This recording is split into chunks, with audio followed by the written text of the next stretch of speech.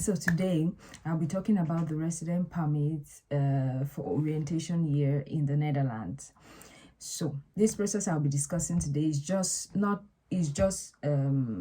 is not just for UK people. It's for people who have finished their masters in foreign places, also in the Netherlands. Like people in the Netherlands who are graduates can also apply for it, those who studied in the Netherlands.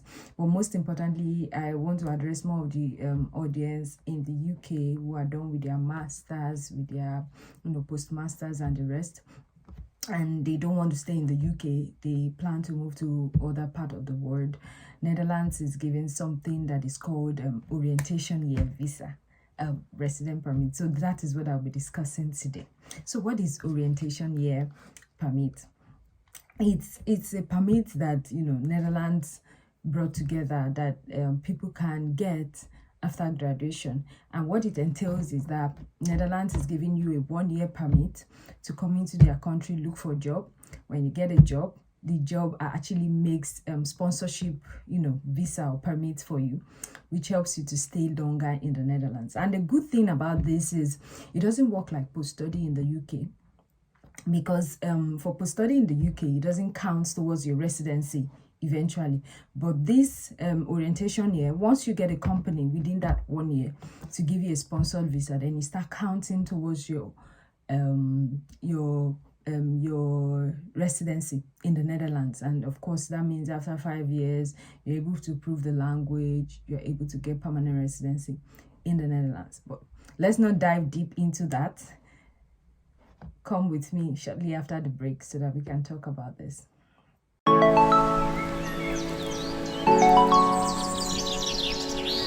So hi once again.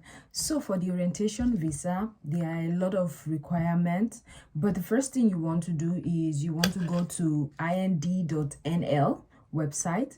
This is where the detailed information can be found. ind.nl.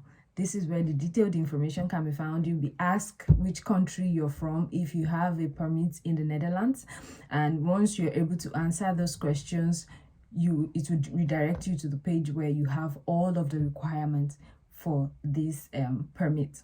So first thing first, if you finished your masters in the UK and you want to try to do something like that, from my experience, this is what I would suggest.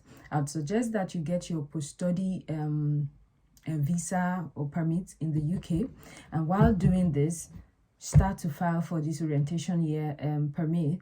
So if you get a company to keep you in the Netherlands, you can as well just ditch the one of UK and then move to the Netherlands. This is, I don't know if the two of them work concurrently, but this is what I would suggest, so you don't put all your eggs in one basket.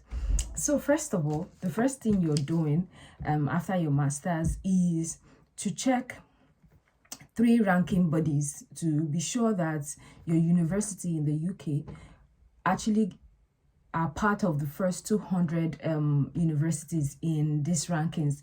And these rankings are Times Higher Education Ranking, Times Higher Education World University Rankings, QS World University Rankings, and Academic Ranking of World University. Out of these 3 rankings, these are the rankings that the Netherlands actually approve that you can check. So once your school in the UK falls in the first 200 of this ranking, then you're eligible to apply for this orientation year visa. I'll put the link in the description of this video. Times Higher Education World University Ranking, QS World University Rankings, Academic Ranking of World Universities. These are the 3 ranking bodies that you can check to be sure that your school falls in the first 200 of this ranking. So after checking, once you confirm that your school is part of them, maybe number 150, 150, thereabout, then you can proceed to evaluation of your degree, your degree, your transcript with NUFIC. NUFIC is NUFFIC. It's like a body that checks the evaluation of your academics, like WES. People who are familiar with Canadian process knows about WES. So WES would check whether your degree meets up the requirements of what they are looking for. So NUFIC is what Netherlands uses. So you evaluate your results in NUFIC, And then afterwards, you check through the requirements.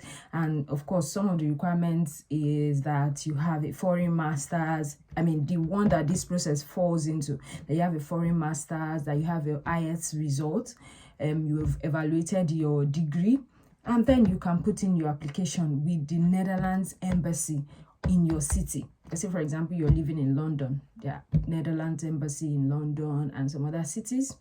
I don't have the details. I can send you a link of where the embassies are located if you are located in the UK. So after then, you put in your application. One of the expenses you incur is first the evaluation and then the resident permits fee. And the duration for these resident permits is usually 90 days. But with people I've spoken to, they are able to get their permits within 60 days, 50 days. They got a notification from the embassy to come for their permit. And so basically, what are the advantages of applying for a process like this?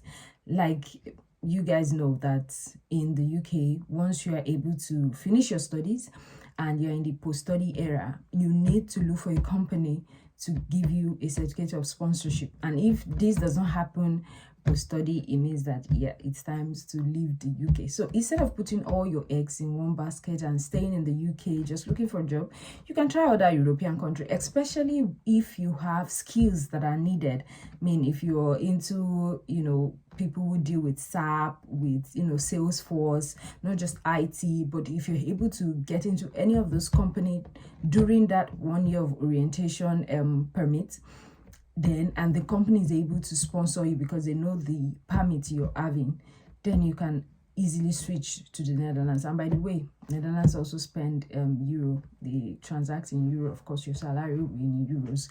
So basically, this is the simplest part of the process. Of course, it entails application. I will send the link of where you need to apply. You need to put in some of your documents, and you also need to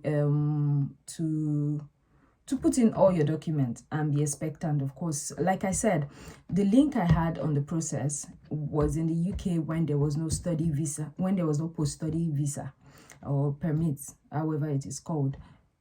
But the person was able to move from the UK. Back then, when you finish studying in the UK, you have to come back to Nigeria. But because the person was able to use this orientation visa, instead of coming back to Nigeria, the person is able to move to the Netherlands. So, but in this case where there is a 2-year post-study permit that you can use to work in the UK, I am not sure if you can do the process concurrently, but I think you should be able to do the process concurrently. If you get a job that is, that you really like in the Netherlands and they are able to sponsor you, I mean, you just leave the UK and then move to Netherlands.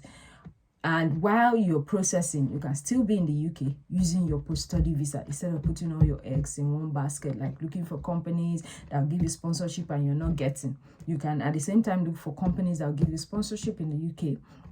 If it's not coming forward, then you can look for companies that can give you sponsorship in Europe. So basically, I think this is the whole process. Where this process falls is when you have a master's degree, a doctoral program, and a post-master's program at a designated foreign educational institution. So it means that not just in the UK, if you have degrees from outside the UK, but your school, your university, falls at number 1 to 200 of these 3 rankings, because these are the rankings that are approved by the Netherlands government.